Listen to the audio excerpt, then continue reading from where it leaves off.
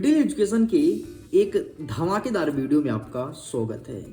लीजिए स्टूडेंट्स, लेकर के आ चुका हूं टॉपर सीरीज वर्ष 2024 और टॉपर सीरीज के अंतर्गत अब हम देखेंगे कि प्रश्न नंबर 22 में जो एक प्रश्न पूछता है आपका पत्र लेखन के कौन कौन से प्रश्न देखने को मिलेंगे।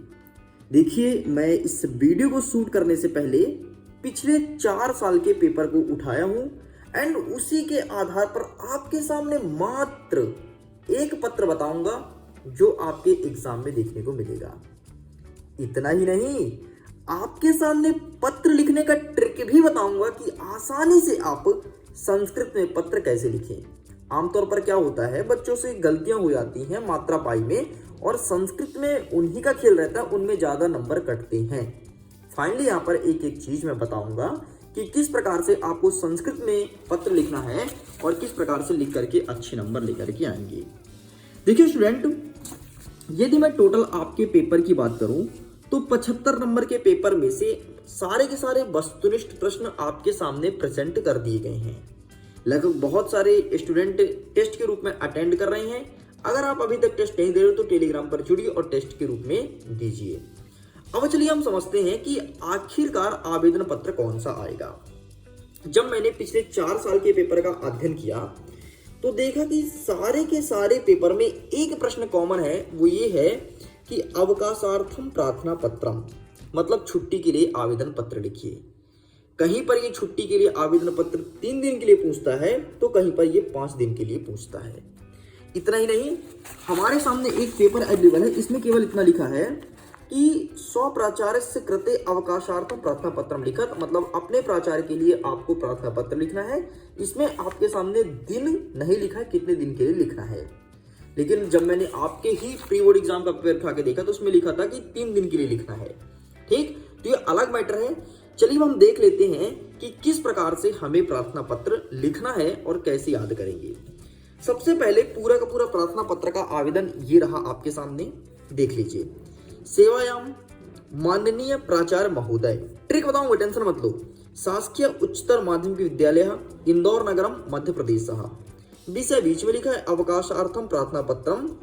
आगे लिखना है महोदय सविनयम निवेदनम अस्ति यदा अहम अद्य सहसा ज्वर पीड़ितो अस्मि अतः विद्यालयम आगंतुम असमर्थः अस्मि, कृपया अद्यतः मम 5 दिवसानाम अवकाशम स्वीकृति, मतलब हमें 5 दिन की छुट्टी देने की कृपा की जाए। अब देखिए, इसे आपको संस्कृत में नहीं बल्कि हिंदी में पढ़ना है। क्या पढ़ेंगे? सेवा माननीय प्राचार्य महोदय, केवल इतना लिखना है सेवा, फिर मैं सिखाऊंगा। सेवा माननीय प्राचार्य महोदय, ये डैश डैश डैश छोड़ दो क्योंकि अपने स्कूल का नाम लिखना है और स्कूल का नाम आपको लिखना है, ये भी संस्कृत भाषा में। इस चीज को ध्यान दीजिएगा, है ना। कैसे लिखते हैं सिखा दूंगा। विषय में लिखेंगे अवकाश प्रार्थना पत्र महोदय, सविनय निवेदन है कि मैं ज्वर पीड़ित हूँ, मतलब मैं बुखार से पीड़ित हूँ, अतः विद्यालय आने में असमर्थ हूँ, कृपया आज से डैश डैश दिन की अवकाश देने की कृपा करें। अगर आपके पेपर में पूछ रहा है 3 दिन के तो 3 लिखेंगे, 5 पूछ रहा है तो 5 लिखेंगे। अब जरा समझो बात को। अब ये तो हिंदी में हो गया, हिंदी में तुम पढ़ लोगे। अब हिंदी को तुम केवल कन्वर्ट करो संस्कृत में, केवल कन्वर्ट करना है। जैसे क्या लिखा है सेवा, तो सेवा का हो जाएगा सेवायाम, ये हो गया। माननीय को बिंदी लगा दो माननीय, प्राचार्य महोदय तो महोदय, खत्म। स्कूल का नाम लिख दोगे, ठीक है। स्कूल का नाम जब अंतिम में लिखोगे विद्यालय तो विद्यालय में लिख दोगे विद्यालय, बस खत्म, कंप्लीट। आगे बढ़ते, देखो कितना सरल है। संस्कृत में याद करना अब आसान हो गया ना, आसान मैंने बना दिया। सेवा को सेवायाम, यहाँ बिंदी, यहाँ बिंदी, यहाँ बिंदी, खत्म। अब आते हैं विषय में। अवकाश प्रार्थना पत्र लिखा है ना, तो अवकाश के स्थान पर हो जाएगा आपका अवकाशार्थम, बस। ठीक, ये सॉरी ये रकार यहाँ लगेगा, ठीक। ये अवकाशार्थम, प्रार्थना पत्र तो है तो पत्रम कर दो, खत्म। लो, ये भी तुम्हारा कंप्लीट। आगे देखो, आगे देख क्या कहता है महोदय। अच्छा, अवकाशार्थम प्रार्थना पत्र भूल जाओ तो सिंपल सा आपके पेपर में ही लिखा रहता है। ये देखो, ये लाइन पेपर में लिखा है अवकाशार्थम प्रार्थना पत्रम, ठीक। तो बस यही आपको लिख देना है यहाँ पे। अब देखो सविनय, तो सविनय के सविनयम हिंदी लगा दो। निवेदन तो निवेदनम, बस। है को क्या कहते हैं संस्कृत में? अस्ति कहते हैं, तो अस्ति कर दो, ठीक। तो सविनयम निवेदनम अस्ति, अस्ति। अब ये थोड़ी मैंने लिख दिया यहाँ पर हिंदी में, इसको हमें कन्वर्ट करना है। यहाँ पे लिखना है यद अहम यदयहम अद्य।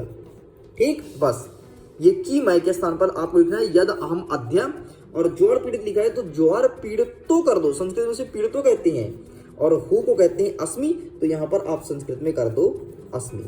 कंप्लीट।